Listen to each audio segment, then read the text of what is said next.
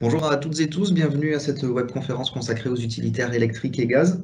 Je vous propose que l'on démarre sans plus attendre, afin de vous libérer à 13h30 comme nous l'avions convenu dans l'invitation, et qu'on ait ainsi suffisamment de temps pour vous donner un maximum d'informations et répondre à l'ensemble de vos questions. Pour rappel, cette réunion s'adresse prioritairement aux entreprises artisanales de l'agglomération grenobloise. L'objet de la réunion est donc de traiter des véhicules utilitaires avec des véhicules utilitaires légers avec des motorisations électriques et des motorisations gaz. Véhicules que l'on nomme également véhicules à faible émission. Nos objectifs sont de vous donner l'essentiel des informations qui nous paraissent pertinentes et pragmatiques pour que vous puissiez vous faire une idée solide de l'intérêt pour votre entreprise de passer sur ces motorisations alternatives à l'essence et au diesel. Cette réunion n'est pas une fin en soi. On espère qu'elle vous donnera envie de nous rencontrer individuellement pour que l'on puisse identifier ensemble le véhicule le mieux adapté à votre situation et qu'on identifie les aides financières auxquelles vous avez droit. Cette réunion va se dérouler en différents temps avec différents intervenants. Je laisserai le soin à chaque intervenant de se présenter. Nous donnerons tout d'abord la parole à Yvan Bouchez de Grenoble-Alpes Métropole pour qu'il nous donne quelques éléments de contexte concernant les véhicules utilitaires légers à faible émission. Puis nous donnerons la parole de manière plus conséquente à Guillaume Leclerc, consultant chez AJBD, et à Anne-Elisabeth Cotte de Grenoble-Alpes Métropole pour qu'il nous présente donc les éléments relatifs aux véhicules utilitaires faible émission. Nous diffuserons ensuite les témoignages vidéo de deux entreprises artisanales qui sont passées sur ces motorisations alternatives. Puis nous donnerons à nouveau la parole à Yvan Bouchès de Grenoble-Alpes Métropole pour qu'il nous présente les dispositifs de conseil et d'aide financière qu'a mis en place l'agglomération grenobloise. Puis viendra ensuite le temps des questions-réponses. Pour les questions, donc il faut utiliser le chat. Pour ouvrir le chat, il faut cliquer sur l'icône qui apparaît sur la présentation. Donc vous aurez la possibilité de poser vos questions tout au long des présentations et on consacrera un temps à l'issue des présentations pour répondre à vos questions. Voilà, l'idée étant de fluidifier au maximum le déroulé des présentations et de ne pas les interrompre avec des questions-réponses à ce moment-là. Donc, à l'issue des présentations, on répondra à toutes les questions que vous aurez posées durant l'heure. Si jamais nous n'avions pas la possibilité de répondre à toutes vos questions, pas de panique. À l'issue de la réunion, nous vous adresserons par mail un questionnaire de satisfaction dans lequel vous aurez la possibilité de poser vos questions et donc auxquelles nous répondrons bien évidemment. Et à travers ce questionnaire de satisfaction, vous aurez aussi la possibilité de solliciter des rendez-vous avec les uns et les autres pour que l'on puisse étudier concrètement votre situation, voir quel est le véhicule idéal pour vous et quelles sont les aides financières auxquelles vous avez droit. L'ensemble des éléments qui vont être présentés ainsi que l'enregistrement de cette réunion seront ensuite consultables sur la plateforme SEMA Connexion. Là aussi, par email, nous vous enverrons l'ensemble des éléments pour que vous puissiez y accéder et récupérer ces éléments. Je vais me présenter en quelques mots. Je suis Guillaume Doré, j'occupe la fonction de chargé de mission environnement à la Chambre de métier depuis un certain nombre d'années maintenant. Mon rôle est d'accompagner les entreprises artisanales dans leur transition écologique. Donc ça concerne différents sujets, notamment les déplacements, qui est l'un des sujets qui nous réunit aujourd'hui. Je suis également là pour vous conseiller, vous accompagner sur des thématiques telles que l'énergie, les consommations énergétiques de vos sites d'activité, voir comment réduire vos factures, réduire vos consommations, etc. Je remercie très très chaleureusement l'ensemble des partenaires qui ont rendu cette réunion possible, à savoir Grenoble-Alpes Métropole, l'ADEME, l'Agence Sud-Isère Drôme, une rivière, un territoire, mais également la région Auvergne-Rhône-Alpes, GRDF, Enedis et EDF. Voilà, merci à toutes et tous de couper vos caméras et vos micros pour optimiser la qualité, le débit, qu'il n'y ait pas d'interférence. Merci à toutes et tous pour votre présence. Merci aux intervenants pour leur disponibilité. Je vous souhaite un bon webinaire et je laisse la parole à Yvan. Bien, bonjour à tous, je suis donc Yvan Bouchez, je suis chargé de mission véhicules faible émission à la métropole de Grenoble. Écoutez, je suis ravi de vous voir aussi nombreux aujourd'hui autour de cette question. Alors, je tenais rapidement à prendre la parole en préambule afin d'apporter quelques mots un peu de perspective à pourquoi ce webinaire sur les véhicules faible émission. Alors, sur les raisons de s'intéresser à cette question, nous pouvons évoquer bien sûr l'aspect environnemental et la qualité de l'air qui nous concerne tous, bien sûr, mais aussi l'évolution du contexte réglementaire, avec notamment le développement des zones à faible émission dans de nombreuses métropoles françaises, mais aussi européennes, et les différentes annonces de sortie du diesel d'ici 2030 dans de nombreux pays européens aussi. Une offre constructeur qui évolue très vite et qui propose de plus en plus de véhicules, et ce dans les différentes gammes. Mais bien sûr, et heureusement, d'autres fondements sont tout aussi valables pour évoquer cette question. Aujourd'hui, c'est une solution qui est fonctionnelle et rentable. Les véhicules faible émission sont, comme on va le voir dans un instant. J'aimerais aussi ajouter qu'un véhicule faible émission, c'est une manière de s'inscrire dans une logique de transition, d'afficher ces valeurs environnementales.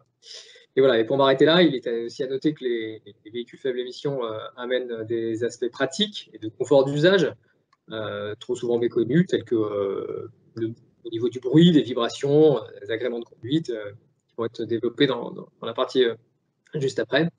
Donc voilà, pour toutes ces raisons, l'objet de ce webinaire, c'est surtout de vous présenter quelles sont les options qui s'offrent à vous aujourd'hui et comment la métropole de Grenoble peut vous accompagner dans cette transition.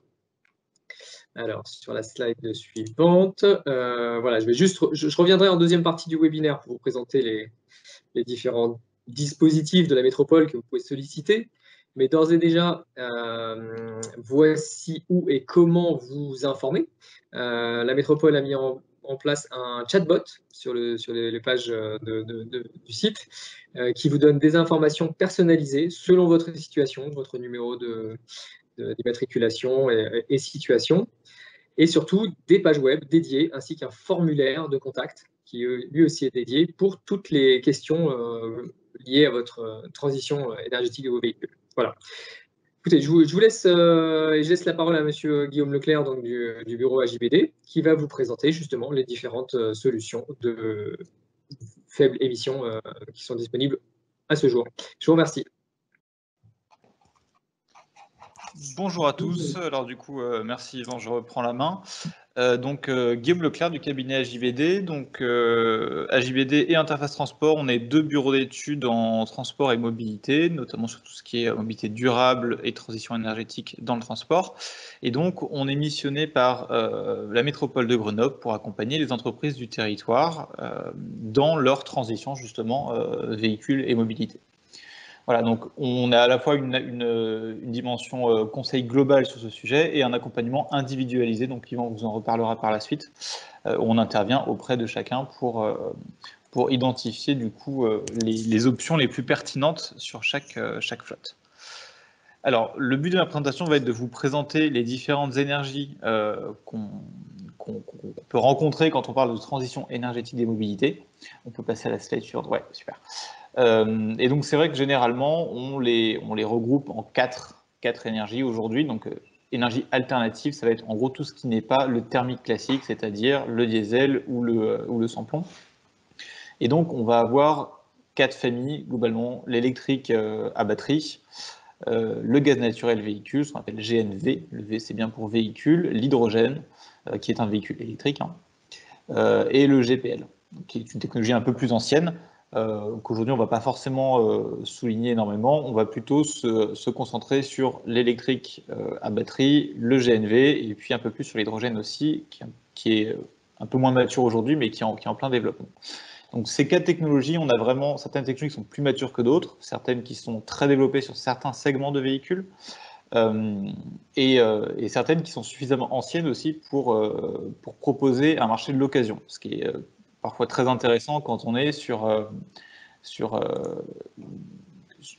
des budgets pas forcément très élevés ou des besoins d'autonomie, notamment pour l'électrique, qui ne sont pas forcément extrêmement élevés non plus. Ces technologies sont disponibles à la fois sur des véhicules utilitaires légers et parfois sur des poids lourds, pour certains moins que d'autres, et certains à plus grande échéance aussi. Voilà, mais l'idée c'est bien de vous détailler tout ça. Donc je vous le disais, focus électrique, gaz naturel et hydrogène.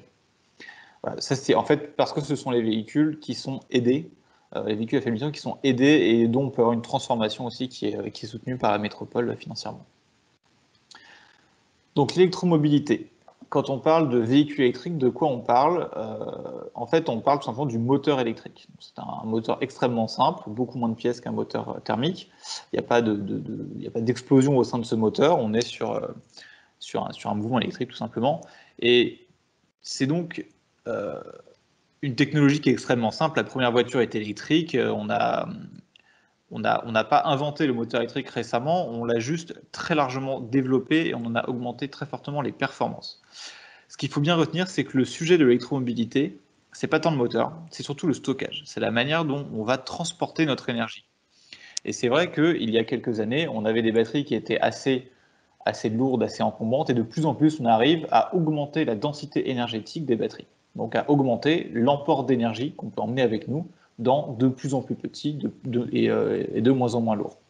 Et en fait, tout l'enjeu est là. C'est sur une même taille, avec des matériaux de moins en moins complexes à trouver, on parle beaucoup de métaux rares notamment, de pouvoir stocker de plus en plus d'énergie.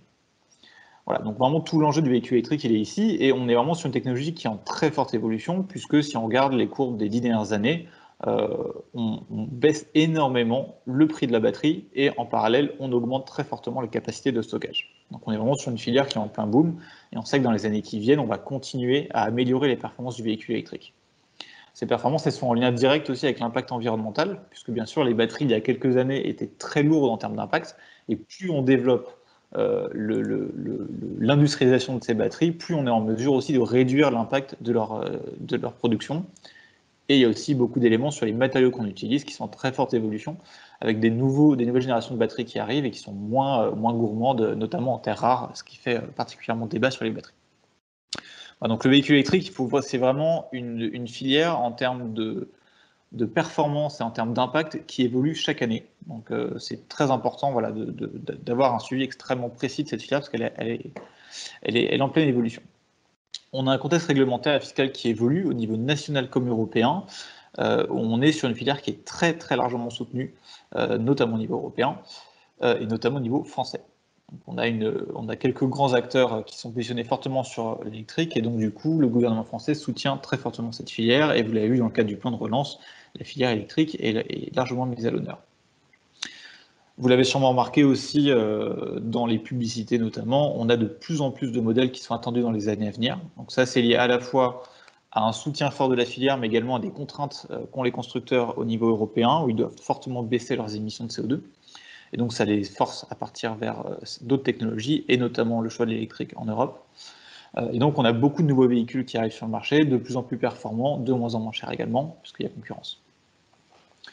L'intérêt de l'électromobilité, c'est déjà ses émissions, c'est qu'on n'a pas d'émissions à l'échappement, donc vous n'avez pas de pot d'échappement sur un véhicule électrique, et donc vous êtes vignette critère verte, donc c'est la plus performante, puisqu'on est sur du zéro émission à l'échappement. Et donc ça vous donne l'accès à toutes les zones à faible émission, et notamment celle de Grenoble, bien évidemment.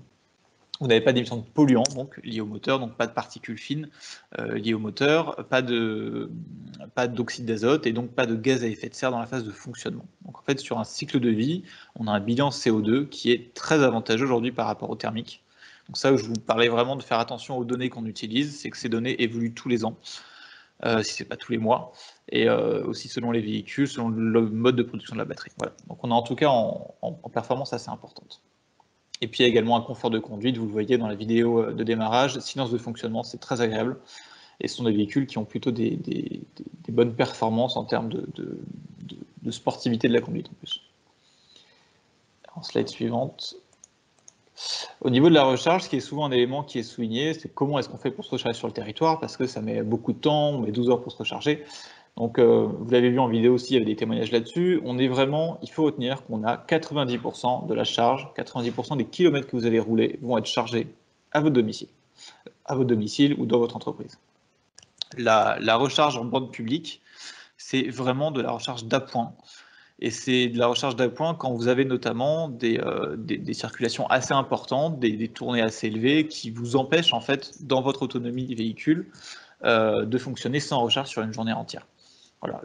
Dans énormément de cas, pour les artisans ou les entreprises, on arrive à faire 100% de ces recharges sur le site.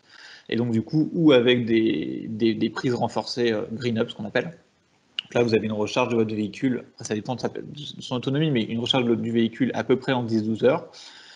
ou vous êtes sur une bande de recharge type Wallbox, où là vous êtes sur une recharge en 7 heures, donc sur la nuit il n'y a aucun souci, vous êtes largement couvert. Donc, ce qui vous permet de récupérer 200-300 km pour votre journée.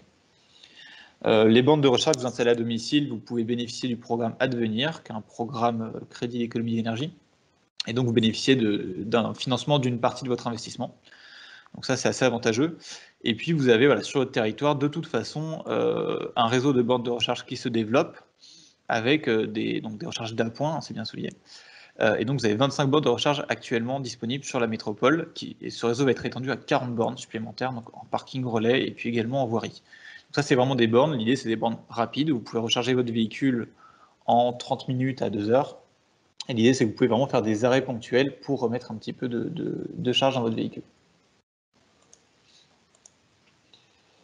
Et donc, il y a un schéma directeur qui a été défini au niveau de la métropole pour accompagner le déploiement de cette énergie. Donc là, vous pouvez être globalement assez rassuré sur le fait que vous trouverez où vous branchez dans les années à venir, sachant que vous branchez principalement chez vous.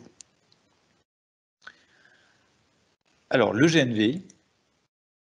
Donc, le GNV, de la même manière, donc ça, on est sur une énergie complètement différente, puisqu'on est sur une énergie thermique. On est sur un moteur assez similaire à un moteur essence. En fait, on utilise du gaz, donc du gaz comprimé, qu'on va injecter dans le moteur. Donc on est sur un véhicule qui est classé critère 1, donc c'est assez performant.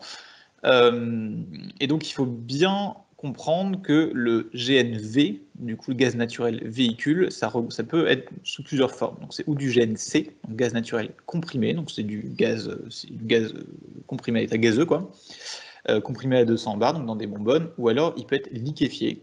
Donc là on parle de GNL. Et donc là, il faut que c'est un gaz qui est maintenu à l'état liquide, donc à moins 160 degrés, qui est cryogénisé.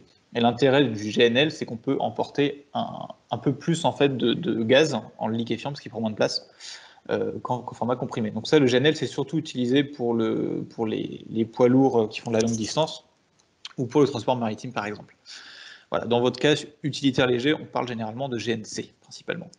Donc le GNC, c'est exactement le même gaz que vous avez sur vos plaques de cuisson à la maison.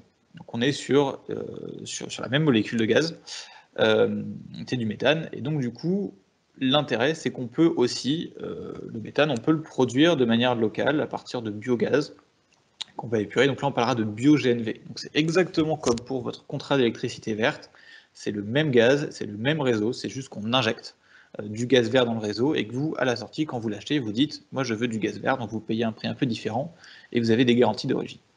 Voilà, donc l'intérêt, c'est que vous avez le choix entre une consommation de gaz classique, qui est généralement du gaz fossile, ou du biogaz, qui du coup a un impact environnemental moindre, mais qui est à la pompe, voilà, exactement le même gaz, c'est la même molécule. Comme votre électron est le même que vous preniez de l'énergie verte ou de l'énergie grise, enfin nucléaire, en France. Donc l'avantage du GNV, c'est que c'est une énergie qui est complètement mature aujourd'hui dans le transport.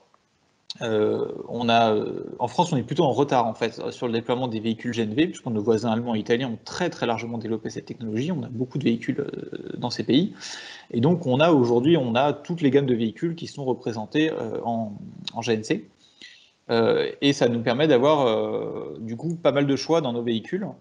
On est sur une autonomie de plusieurs centaines de kilomètres, 300-400 km en général, et puis on a vraiment plusieurs modèles, plusieurs modèles, donc plusieurs marques, plusieurs constructeurs.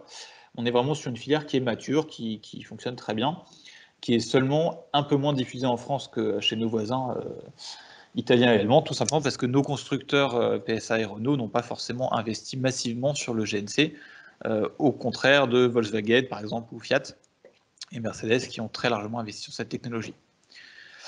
Je vous disais, voilà, vignette critère 1, vous pouvez rouler dans la ZFE, et puis vous avez à l'échappement, parce que là on a un échappement, on est sur un moteur thermique, une très forte réduction des émissions de particules fines, de plus de 95%, et d'oxyde d'azote aussi, plus de 50%, donc par rapport à un diesel Euro 6. Et donc le bilan CO2 est globalement favorable au GNC par rapport au diesel, puisqu'on a à peu près moins 20% d'émissions de CO2 sur du GNC fossile, classique, donc de réseau. Et si vous utilisez du bio-GNV, vous êtes à moins 80%, parce qu'on est sur du gaz qui est issu de production renouvelable. Donc on a produit le gaz à partir de méthanisation, par exemple, donc à partir d'ordures ménagères ou de déchets agricoles. Donc de la même manière, là, on est en fait sur une filière qui est beaucoup plus proche au niveau de la recharge, en slide suivante, qui est beaucoup plus proche des habitudes qu'on pourrait avoir avec un véhicule thermique. C'est-à-dire qu'on fait une recharge en station-service pour prendre une autonomie de 300-400 km. Donc évidemment, la filière GNV dépend très largement du déploiement de stations GNV sur le territoire. La chance que vous avez à Grenoble, c'est qu'on a plusieurs stations et plusieurs projets de stations. Vous avez déjà une station à la Tronche qui est accessible tout véhicule, dont poids lourd, donc une station qui est plutôt centrale. Et vous avez d'autres stations, donc il y a une station notamment véhicules légers uniquement, qui n'a pas d'accès aux gros poids lourds, dans Grenoble. Il y a 3 projets d'ouverture en 2021, donc à Voreppe, Mélan et Saint-Égrève. Donc on renforce au fur et à mesure l'accès à un avitaillement GNV pour les professionnels du territoire. Il y a eu un schéma d'opportunité de création de stations GNV donc qui prévoit un maillage de la métropole d'ici 2030 avec 13 stations principales et 38 stations secondaires, donc qui viennent par exemple ou des petites stations en création ou des conversions de stations-service existantes dans lesquelles on rajoute une distribution GNV. Au niveau national, aujourd'hui, il y a 150 stations, 90 en projet et on envisage globalement d'ici 2030, a priori, autour de 2000 stations. Donc c'est une des énergies. Ce qu'il faut bien voir, c'est que la transition énergétique des mobilités, elle est multi-énergie. Et qu'on ne va pas forcément faire du poids lourd électrique. Par contre, du poids lourd GNV, ça marche très bien. De l'utilitaire GNV, ça marche très bien. Et du véhicule léger GNV, ça marche très bien également. Donc on est voilà, sur une filière qui est complètement mature. Et je vous le soulignerai après, qui est aussi intéressante niveau coût. Et donc, en troisième énergie qu'on regarde aujourd'hui, l'hydrogène. Donc l'hydrogène, ce qu'il faut bien comprendre, c'est qu'on n'est pas du coup sur le moteur à hydrogène, hein, qui est encore une autre technologie qui n'est pas du tout mature. On est bien sur un moteur électrique. Et donc, je vous parlais de l'enjeu de stockage tout à l'heure. On revient sur cette question de stockage. La question ici, c'est le principe, c'est qu'on stocke l'énergie sous une autre forme. On n'a pas une grosse batterie, en fait, on a une petite batterie et qui est constamment alimentée par une pile à combustible. Une pile à combustible, qu'est-ce que c'est? En gros, c'est une technologie qui vous permet de reconvertir, c'est un peu comme un électrolyseur inverse, ça reconvertit de l'hydrogène en électricité. Donc cet hydrogène qu'on aura préalablement produit, avec un électrolyseur, on intègre de l'électricité, de l'eau, si possible l'électricité renouvelable, et donc ça permet de produire de l'hydrogène. Donc là, l'intérêt, c'est qu'on peut emporter du coup beaucoup plus d'énergie que sur une batterie classique. C'est toujours cette question d'emport de l'énergie. C'est aussi moins lourd et ça prend moins de place. Et donc du coup, on arrive à avoir des autonomies qui peuvent monter jusqu'à 1000 km pour un véhicule léger, et donc du coup, on se rapproche très fortement des autonomies qu'on a aujourd'hui avec le véhicule thermique. Puisque l'intérêt du pétrole, en fait, c'est qu'on emporte énormément d'énergie dans peu de place. C'est l'intérêt principal du pétrole, et c'est la difficulté qu'on a par rapport aux autres énergies. Voilà, donc l'hydrogène répond complètement à cet aspect-là. L'intérêt aussi que vous avez, c'est que l'hydrogène, on a une recharge qui est extrêmement rapide, qui est similaire au carburant thermique, au GNV aussi, on a une recharge en 5 minutes, voilà, c'est une recharge de gaz comme du carburant, du gazole. L'hydrogène c'est pareil, vous avez un pistolet que vous branchez sur votre véhicule et vous faites un plein d'hydrogène. Et derrière vous roulez. Donc c'est une filière qui est extrêmement prometteuse, qui est très largement soutenue par le plan de relance au niveau national, même si aujourd'hui on a encore assez peu de véhicules, notamment sur les utilitaires, on est plus en fait sur des véhicules qui sont avec un prolongateur d'autonomie hydrogène. En fait, vous avez un véhicule électrique, un Kangoo Z2 par exemple, auquel on a rajouté une pile à combustible et un réservoir d'hydrogène. Et donc en fait, ça va permettre de rajouter de l'autonomie à ce véhicule. Voilà, après, il y a énormément de recherche et développement en cours en ce moment sur le sujet. C'est très largement soutenu financièrement, puisqu'il y a 7 milliards qui ont été débloqués pour la filière dans les 10 ans qui viennent. Et donc, on a un développement à venir sur les poids lourds qu'on attend. On attend les premiers poids lourds plutôt d'ici 2023-2024, donc avec certains transporteurs qui se positionnent dessus. Vous êtes sur une vignette verte puisque c'est un véhicule électrique, c'est un moteur électrique, donc pas d'émissions à l'échappement, et une pile à combustible ne rejette que de l'eau. Donc de la même manière, pas d'échappement du tout. Au niveau de la métropole de Grenoble, il y a une station hydrogène aujourd'hui qui est accessible, et une autre station à venir en 2021 à Saint-Égrève, dans le cadre du projet régional Zero Emission Valley, dont on vous parlera par la suite. Vous pouvez déjà aujourd'hui en fait investir dans cette technologie, vous trouverez où vous recharger. Sachant, comme je vous le soulignais, on est sur des véhicules, aujourd'hui en tout cas sur les petits utilitaires, c'est des véhicules qui sont véhicules électriques, donc vous pouvez brancher à une prise comme un véhicule électrique classique et vous pouvez rajouter de l'hydrogène.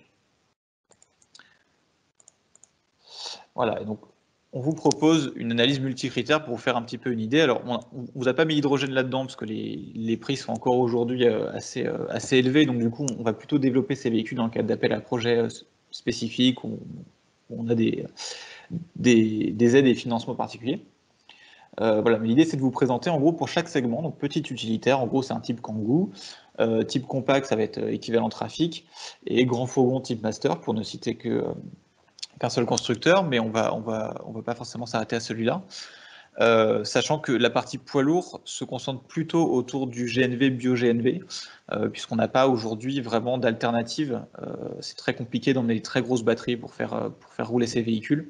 Donc on attend beaucoup de l'hydrogène, notamment sur les poids lourds. Voilà. Aujourd'hui, un poids lourd, c'est essentiellement, si on veut du non-diesel, c'est essentiellement du GNV, et là, la technologie marche très bien. Donc on fait des simulations économiques donc, sur ces 3 segments, avec à chaque fois un diesel, un électrique et un GNV. Donc sur les hypothèses qu'on a retenues, c'est 20 000 km roulés par an, un amortissement sur 10 ans, la prise en compte des aides nationales et de la métropole, et puis du coup sur les prix d'achat qui sont publics, donc qui ne sont pas forcément négociés dans le cadre d'achats groupés par exemple. Voilà, parfait. Hop. Donc du coup, par exemple, sur la partie petite utilitaire, donc on a pris un Kangoo Diesel, un Kangoo Z2 et un Fiat Fiorino GNV.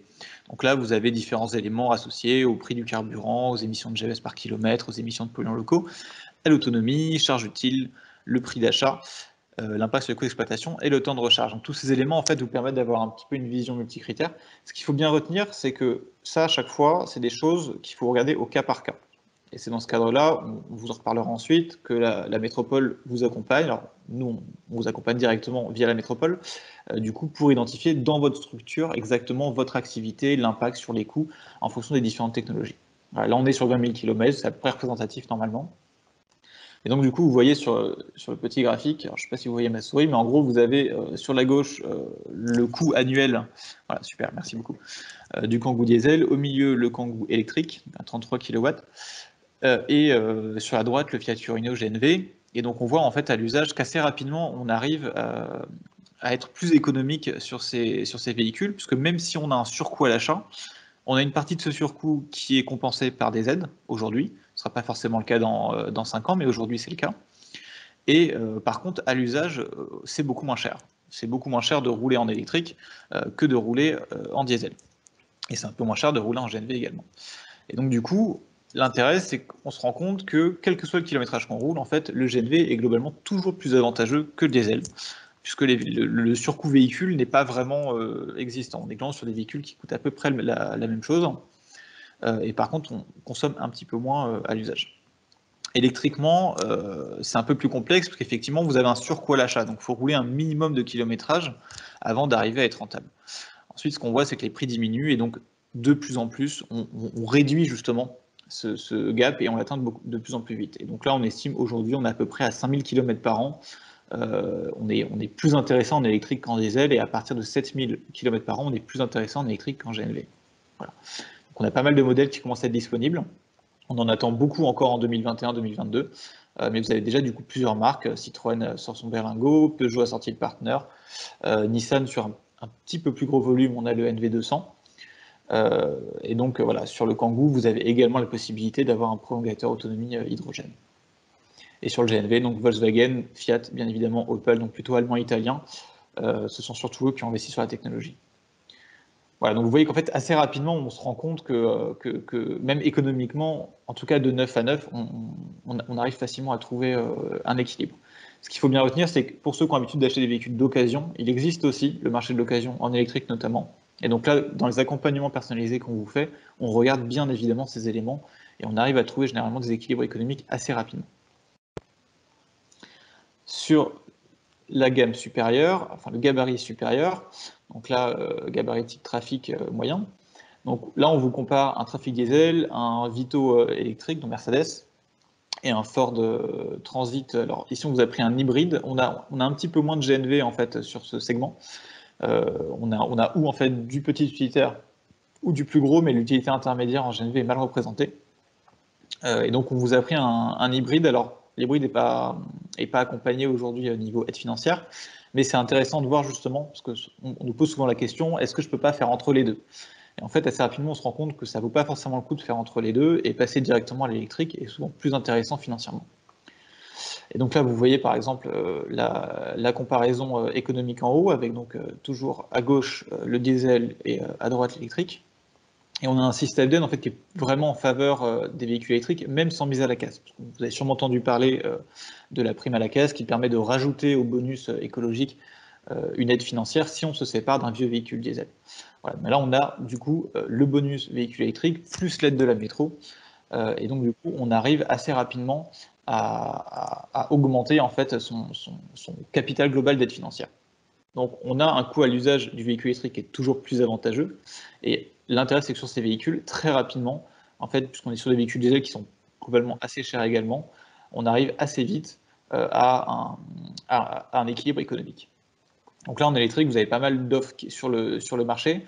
Le Renault Trafic aussi va venir en hybride rechargeable. Et là, vous voyez par exemple l'hybride rechargeable. Alors, on ne vous l'a pas remis dans le graphique à côté, puisque l'idée, c'est pas forcément de pousser à fond vers ce type de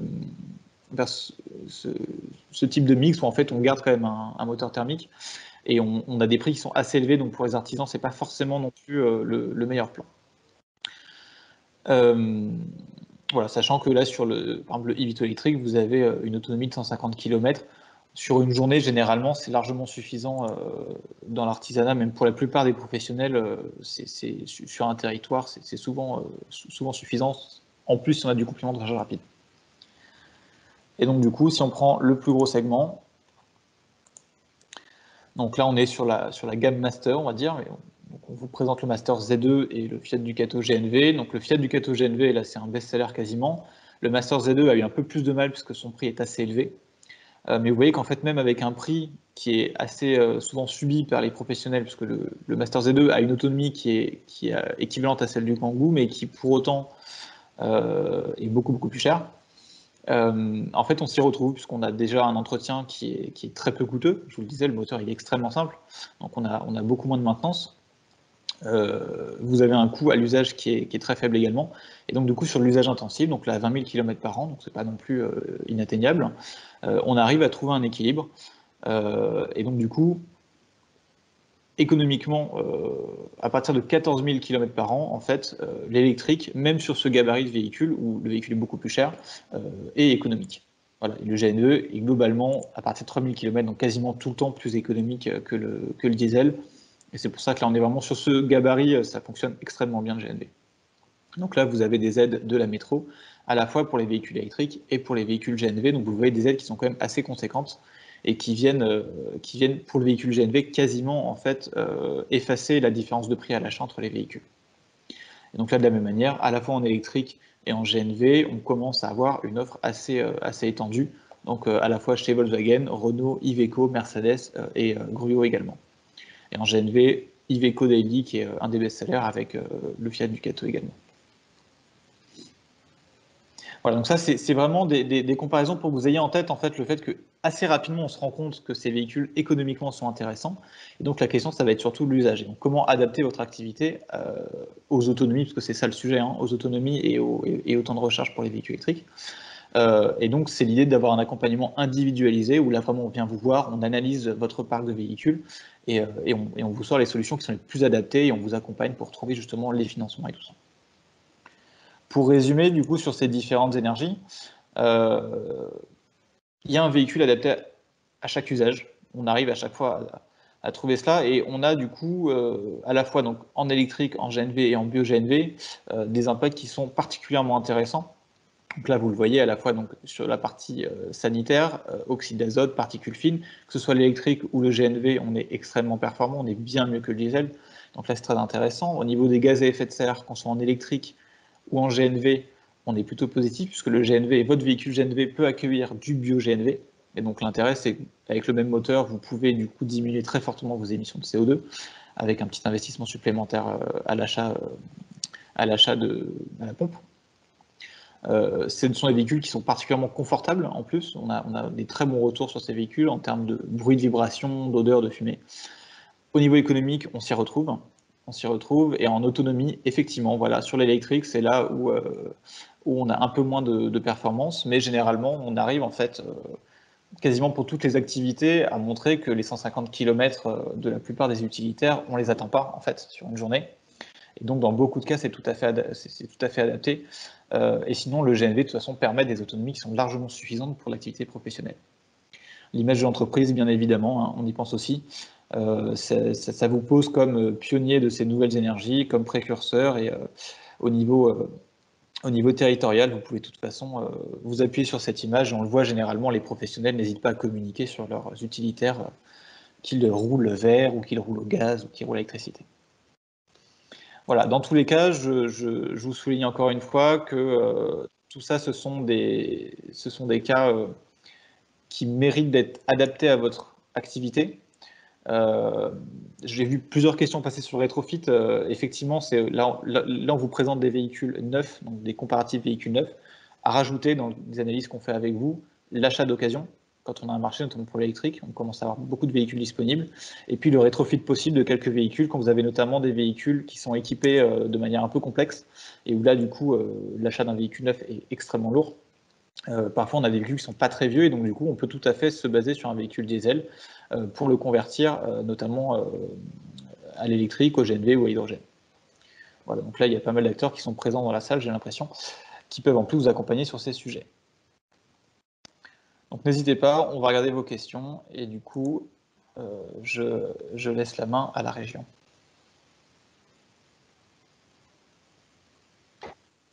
Bonjour, Elisabeth Cotte, je suis chargée de mission à la métropole de Grenoble. Mais effectivement, je vais vous parler d'un projet régional cofinancé par l'ADEME et l'Europe. C'est un projet qui s'appelle Zero Emission Valley. Guillaume, si tu peux mettre la diapo suivante, s'il te plaît. La région Rhône-Alpes a fait le choix de mettre en avant l'hydrogène depuis quelques années et pour encore quelques années, parce qu'elle regroupe un certain nombre d'acteurs de cette filière, qu'ils soient de la recherche, de l'industrie, et on estime à environ 80% des acteurs de cette filière qui sont présents en Auvergne-Rhône-Alpes. Donc, ce n'est pas négligeable. Et puis, par ailleurs, comme vient de vous le dire Guillaume Leclerc, des véhicules hydrogène ne rejettent que des petites particules d'eau. Et c'est vrai que d'un point de vue qualité de l'air, c'est intéressant. Et comme la région est confrontée à de nombreuses problématiques de qualité de l'air, c'est une motorisation intéressante pour notre région. Si tu peux bien passer à la diapo d'après, s'il te plaît. Pour mettre en avant cette motorisation hydrogène, alors je ne reviendrai pas dans les détails techniques puisque Guillaume a été très complet. La région a créé avec ses partenaires qui sont Engie, Michelin, vous voyez des grands noms de l'automobile, mais également le Crédit Agricole, la Banque des Territoires, a créé une société Impulsion qui s'occupe d'implanter et d'opérer des stations hydrogène. L'objectif, diapo suivante s'il te plaît, est de mettre en place un maillage de stations à l'échelle de la région, c'est-à-dire pour assurer aux acquéreurs de véhicules qu'ils pourront se déplacer et faire la recharge sans souci. C'est-à-dire que de Clermont-Ferrand à Moutier ou de Montélimar à Villefranche-sur-Saône, on pourra traverser la région et faire le plein d'hydrogène. Là, c'est un point important. Donc, sont prévues des stations. Au total, ce projet prévoit de déployer 1200 véhicules légers et d'implanter 20 stations dans la région. Voilà. Il faut savoir que pour ce qui nous concerne, une station a déjà ouvert à Chambéry en février 2020 et une des stations grenobloises sera mise en service en novembre 2021 à Saint-Égrève. Voilà. Diapo suivante. Merci. Bon, là encore, Guillaume vous a donné énormément de détails sur le fonctionnement des véhicules hydrogène. Pour ce qui nous intéresse aujourd'hui, le Kangoo hydrogène est un Kangoo maxi, donc de grande capacité, et qui est à pile à combustible et donc un système de batterie et prolongateur d'autonomie. Voilà, et sinon vous avez des berlines et le master est prévu pour fin d'année 2021. Voilà, pour les informations les véhicules disponibles. Il n'y en a pas encore énormément sur l'hydrogène, ça a également déjà été dit. Mais du fait que de nombreux acteurs publics soutiennent cette motorisation, on voit arriver de plus en plus de véhicules chez les constructeurs. Diapo suivante, s'il te plaît. Voilà des photos des véhicules qui sont mis en avant dans le cadre du projet Zéro Emission Vallée de la région. Donc le Kangoo est sûrement celui qui vous intéressera le plus, puisque c'est un Kangoo maxi avec de grandes capacités pour transporter toutes sortes de choses. Et puis de berlines, un Nexo. Le Nexo qui est un SUV et la Mirai qui est une berline. Voilà. Diapo suivante. L'intérêt du projet ZEV est de fournir un système de subvention pour l'acquisition des véhicules. Ce sont des véhicules qui sont encore assez onéreux et le système de subvention se déclenche, si on peut dire comme ça, à partir d'un engagement à rouler à minima 8000 km par an avec le véhicule hydrogène. Et comme vous le voyez sur le tableau qui est projeté actuellement, donc ça enclenche une subvention région, une subvention européenne, le bonus écologique qu'on connaît, voilà, et au maximum, vous pouvez prétendre à 15 000 € d'aide pour l'achat de votre Kangoo hydrogène. Voilà, de manière très rapide, une présentation de ce projet régional sur l'hydrogène. Merci. Merci Anne. Je vais diffuser, Yvan, peut-être les deux vidéos, les deux témoignages, une sur oui, c'est vrai. une entreprise qui est passée au GNV et une qui est passée à l'électrique. Alors, un instant.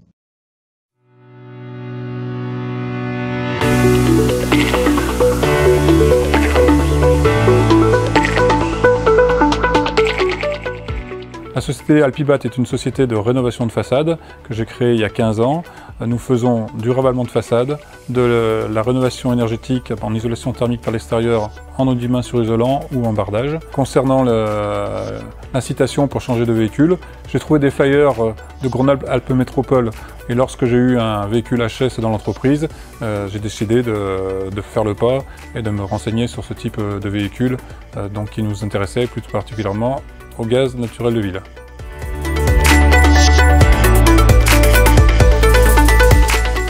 Alors le véhicule coûtait 20 000 €, on a eu 5 000 € d'aide, donc ça nous a ramené un véhicule à 15 000 €, donc qui est le même prix que ça aurait été pour un véhicule diesel. Pour faire le plein, on utilise les deux stations qui sont à notre disposition, une à Fontaine et une sur Mélan, et c'est largement suffisant pour ce que l'on fait actuellement. Un plein nous revient à peu près à 30 €, alors que pour ce type de véhicule, on est plutôt de l'ordre de 60-70 € en diesel, et on fait à peu près le même nombre de kilomètres. J'ai eu un rendez-vous avec une personne de Grenoble-Alpes Métropole concernant le projet d'acheter un véhicule, qui m'a indiqué toute la procédure à faire avec le concessionnaire. Et ensuite, j'ai vu le concessionnaire qui a mis les choses en place pour qu'on puisse obtenir la subvention pour acheter notre véhicule. C'était super rapide, j'étais assez surpris puisque j'avais visité les concessionnaires. Je suis allé voir Grenoble-Alpes Métropole qui a validé mon dossier en 8 jours, c'était fait.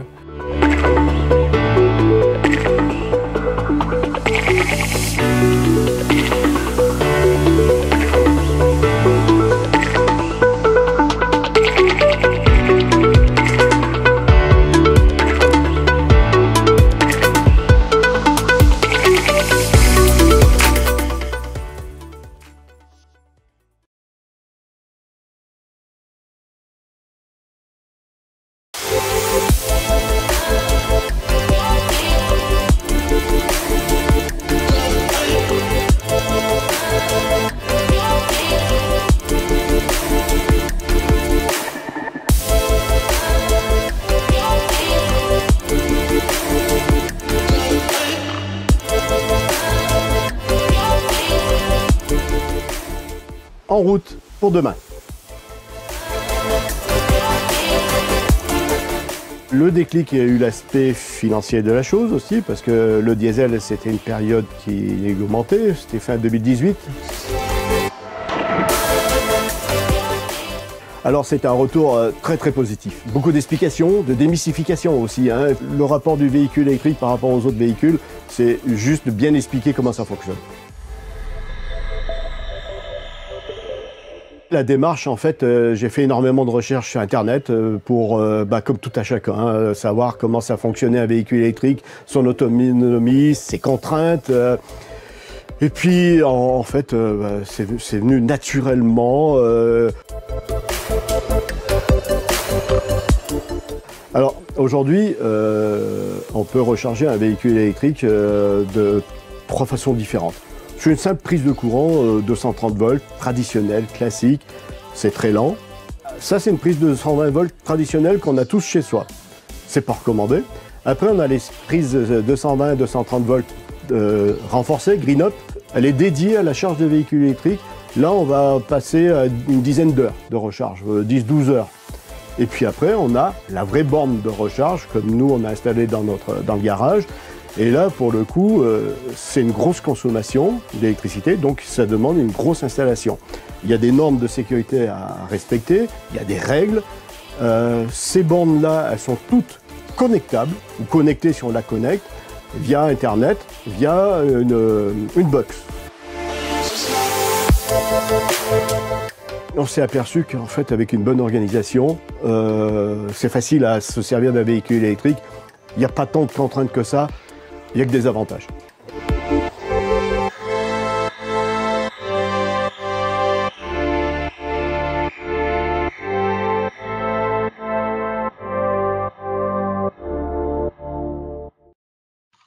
Merci pour ces petits témoignages vidéo. Du coup, je vais reprendre un petit peu la parole, donc Yvan Bouchès de Grenoble-Alpes Métropole, pour vous présenter justement comment est-ce que la métropole peut vous accompagner dans cette transition. Je vais faire un petit peu rapide vu le délai et on a un petit peu mangé sur le timing. Mais du coup, sur la slide suivante, vous voyez que, et vous l'avez vu pendant ces présentations, que la question de la transition énergétique des véhicules est éminemment complexe. Il y a beaucoup de paramètres techniques à prendre en compte et peut-être de changements d'habitude et de fonctionnement dans vos entreprises.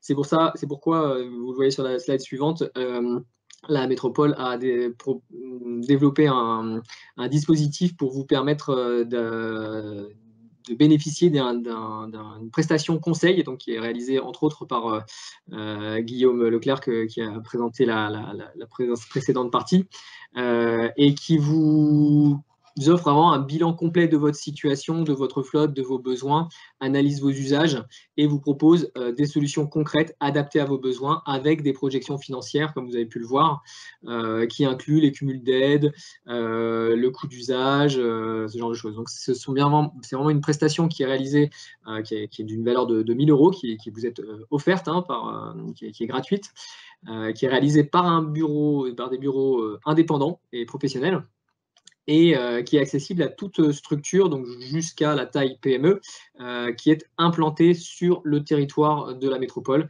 et qui possède un véhicule utilitaire ou un poids lourd. Donc c'est vraiment une démarche que vous pouvez faire en un clic. Le lien est là et on vous le retransmettra dans les emails suite à la présentation que vous allez recevoir. Donc sur la slide suivante, voilà, ça c'est les exemples de projection, mais on ne va pas y passer du temps. Vous pouvez passer à la slide suivante encore. Au-delà de ce conseil, une fois que vous avez fait votre choix, la métropole et tous ses partenaires, donc région, l'État, GRDF et l'ADEME, voilà, excusez-moi, propose donc une aide financière qui est encore une fois accessible à toute structure jusqu'à PME qui possède un véhicule utilitaire et qui est domicilié sur le territoire de la métropole. Donc sur les structures en dehors de la métropole ne sont pas inclus. On aide jusqu'à 5 véhicules par structure. Ça peut être du neuf, de l'occasion, que ce soit en achat, en location longue durée. Comme on parlait tout à l'heure aussi, on finance le rétrofit de véhicules, donc un ancien véhicule où on va faire changer la motorisation par un moteur électrique ou un véhicule essence pour passer en GNV ou en GPL.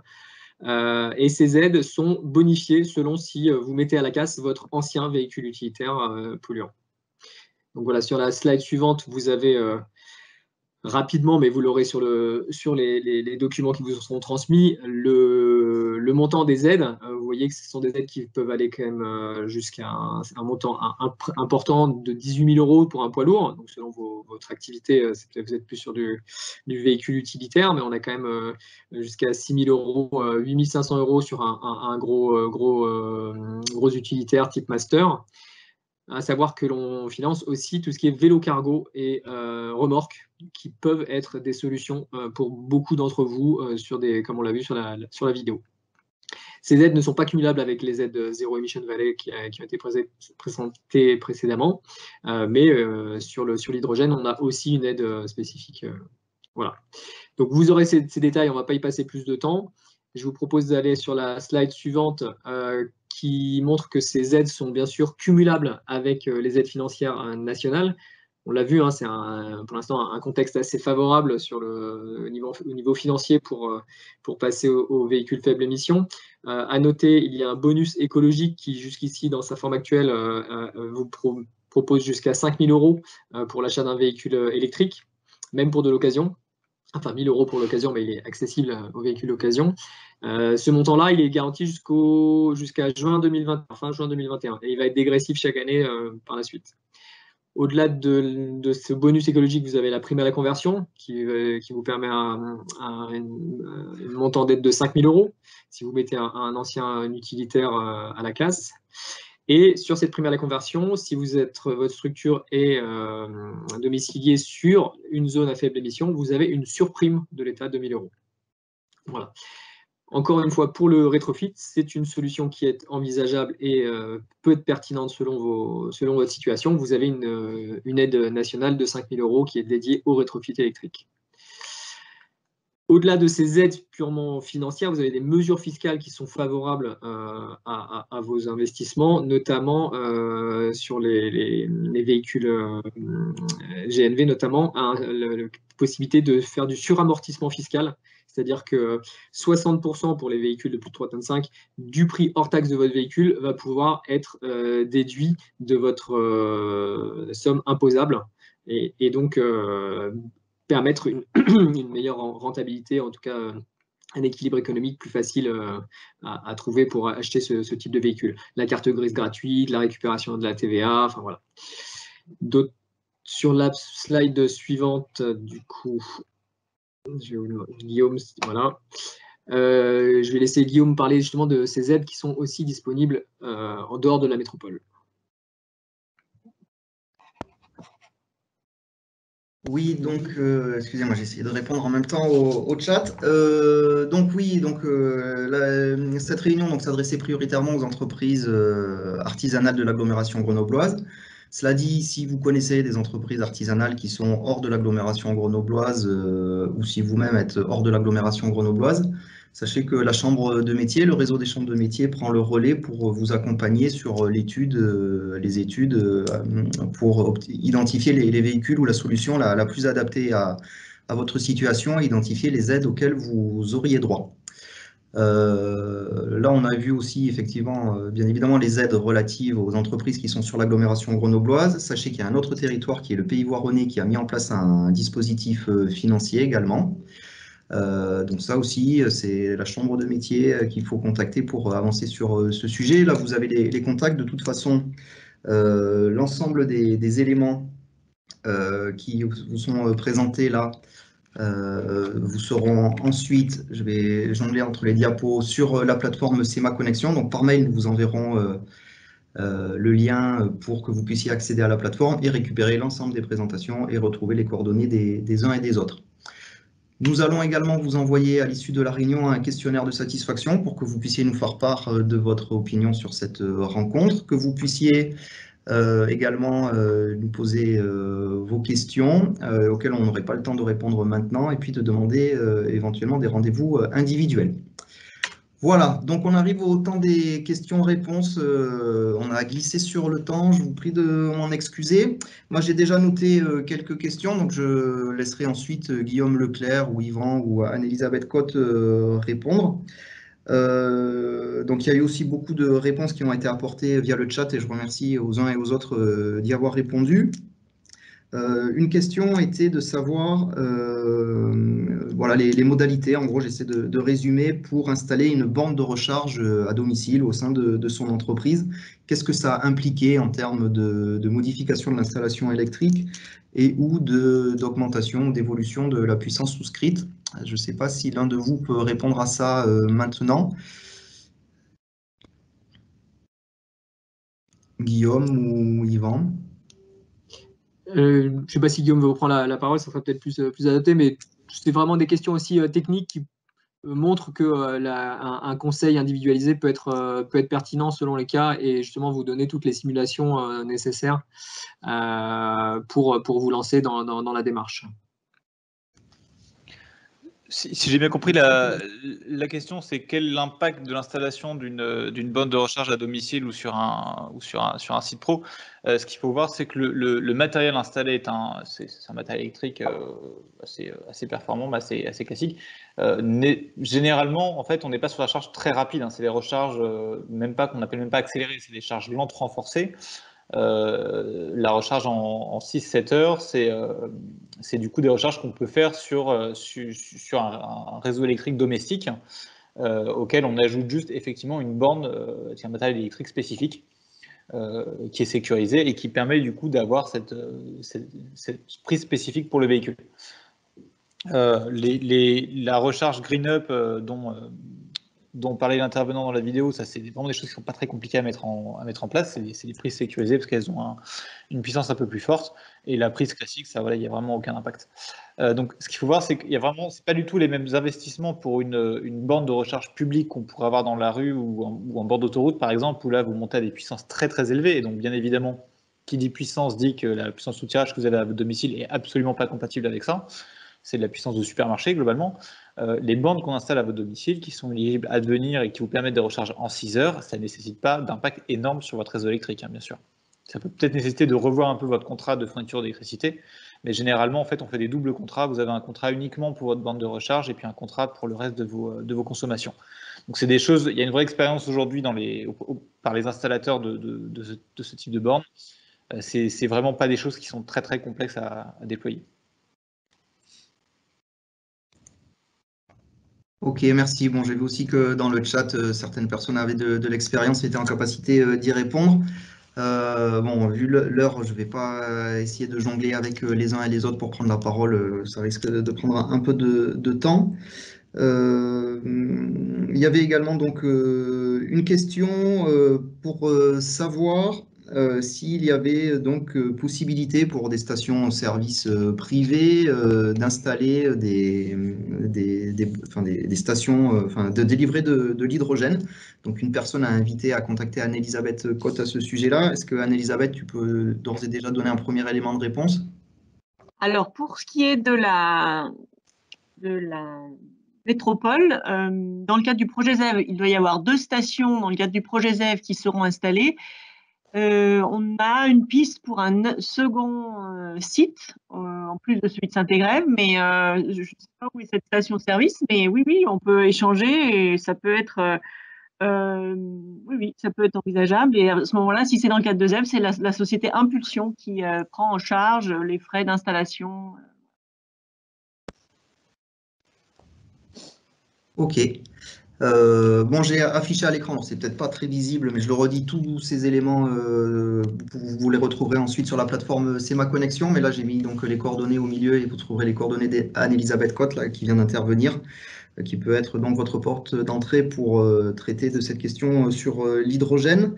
Il y a eu aussi différents échanges concernant le rétrofit. J'ai l'impression que ça concernait surtout le rétrofit pour passer de l'essence au GNV ou au GPL.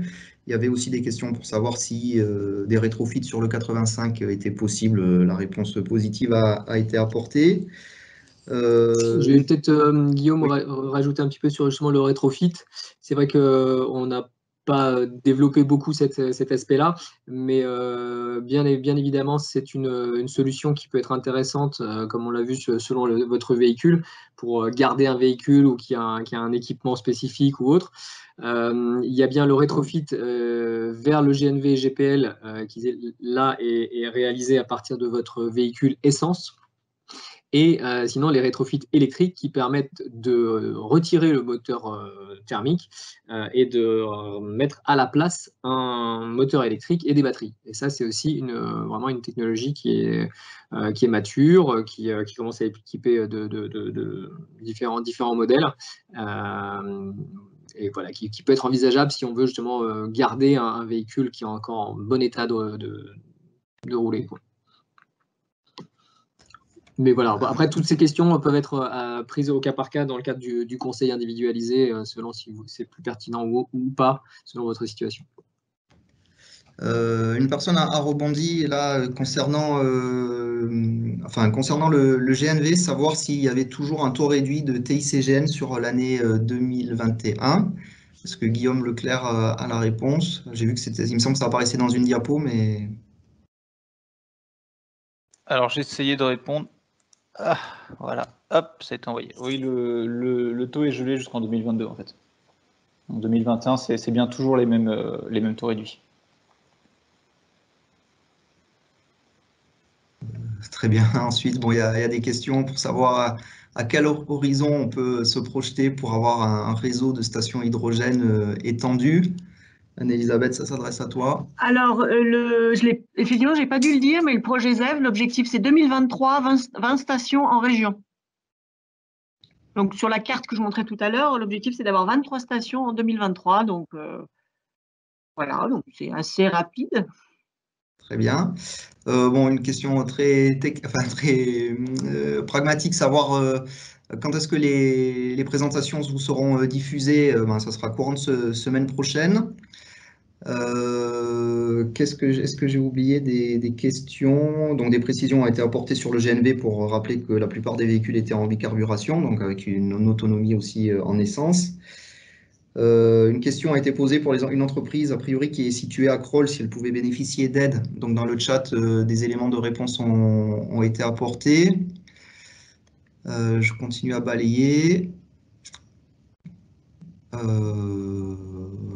Voilà, je pense que j'ai fait le tour des questions. Des précisions ont été apportées aussi pour dire qu'il y a un projet de station sur le Mine qui va être ouvert au public. Alors, c'était au moment où on parlait du GNV, donc je pense que ça concernait le GNV.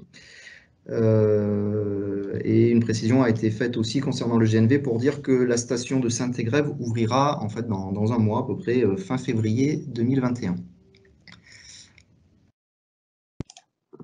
Je vois que dans le chat, de nombreux partenaires et opérateurs liés à cette transition énergétique des véhicules sont présents. En effet, vous avez des constructeurs, des concessionnaires, des loueurs de véhicules qui sont très engagés dans cette démarche. Et nous sommes au quotidien en lien avec cet écosystème. Et donc, voilà, la porte d'entrée à travers les liens que je vous avais donnés sur la métro pour engager votre transition énergétique des véhicules. Et bien sûr, le lien sera fait avec les structures concernées pour que vous ayez toutes les solutions à votre disposition. En tout cas, je suis ravi qu'il y ait eu autant de succès et de présence à ce webinaire. Bon, on a un peu dépassé le timing. Je vous prie de m'en excuser à nouveau. C'était une première pour nous, donc il y avait quelques aléas du direct, mais bon, je pense que en gros, ça s'est pas trop mal passé. Une nouvelle question, on va y répondre, ça sera la dernière. Est-ce que les auto-écoles peuvent bénéficier des aides? Alors, les aides sont définies pour des véhicules utilitaires de transport de marchandises. Et non pour des véhicules de transport de personnes. Donc, c'est bien sur la carte grise, la catégorie N sur le type J de votre carte grise. Ce sont des véhicules utilitaires, ou si ce type J, la valeur est M, c'est du transport de personnes, et donc ce n'est pas éligible. Voilà. J'espère que je suis clair. Très bien. Donc, une précision sur le mine, ce sera GNC, bio-GNC et électrique. Voilà. Bon, merci à toutes et tous de votre présence, d'avoir aussi bien participé à travers le chat, à la fois pour poser des questions et pour y répondre. Merci aux intervenants pour leur disponibilité. Merci aux partenaires. Je vais donc couper la connexion. Et donc, par la suite, nous allons vous envoyer un mail pour un questionnaire de satisfaction dans lequel vous pourrez éventuellement poser des questions auxquelles on n'aurait pas répondu, nous faire un retour, donc évidemment, sur ce que vous avez pensé de cette réunion, et puis nous solliciter pour avoir des rendez-vous individuels. Et puis, nous vous enverrons aussi un second mail pour que vous puissiez accéder à l'ensemble des présentations et à l'enregistrement de cette réunion. Voilà, merci à vous tous et je vous souhaite un bon après-midi. Au revoir. Merci, au revoir. Merci beaucoup, bonne journée, au revoir. Merci, merci. À bientôt.